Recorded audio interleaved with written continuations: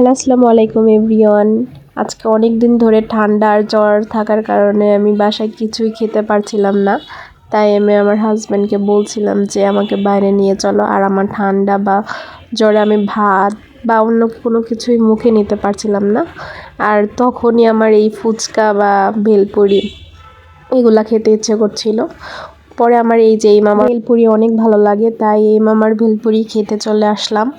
অনেক মজা করে বানায়, তার হাতের ভেলপুরি ছাড়া আমি উত্তরার মধ্যে কারো হাতের ভেলপুরি তেমন একটা খাই না।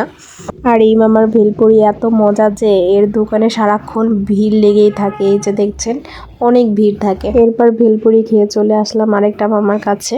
আমি যখন কলেজে পড়তাম তখন আমি এই মামার কাছ থেকে সবসময় খেতাম, ইভেন এখনও খাই। এই মামার ফুচকা ছাড়া আমার কারো ফুচকা তেমন একটা ভালো লাগে না।